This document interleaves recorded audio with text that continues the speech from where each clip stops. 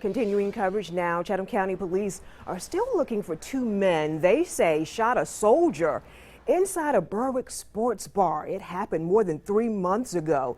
Witnesses say one of the suspects held a gun to the owner's head. They say the soldier was shot when he tried to save her. Well, tonight, the soldier's friends and loved ones are asking people who know anything to help detectives solve this case. News 3's Kelly Antonacci spoke to several people who saw what happened. She joins us now with new information. Kelly. Well, Trish, I learned that soldier was in the hospital for several days. He is doing better tonight. In fact, he was well enough to play golf at a fundraiser for him today. His best friend organized it to raise money for a reward to catch the guys who almost killed him. We want to make sure that these people are caught because this is a neighborhood bar. That's how most everyone described a now closed Brewer sports bar. Local Southbridge people came to it. We enjoyed it.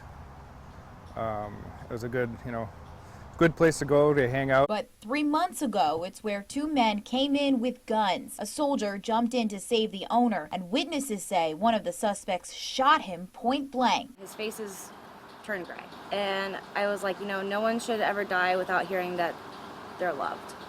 So I just started screaming at him that I loved him. The soldier couldn't talk to me on camera, but says he is doing well now. People who were at the bar that day say they owe him their lives. I don't know how things could have gone if he didn't do what he did.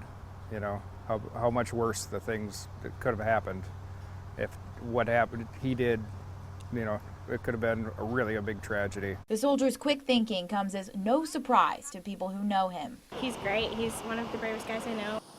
A fundraiser at Bacon Golf Course is partly to say thank you and partly to offer up a reward to tell police what they know about the suspects. It's been a nightmare. They know where people live. They know who we are. So we'll sleep better at night knowing that they are caught. Police tell me the investigation is very active. They don't have any more details right now. I'm told the 9-Line Foundation will make a t-shirt for the soldier to raise more money for the reward fund. Kelly Antonacci, WSAV News 3.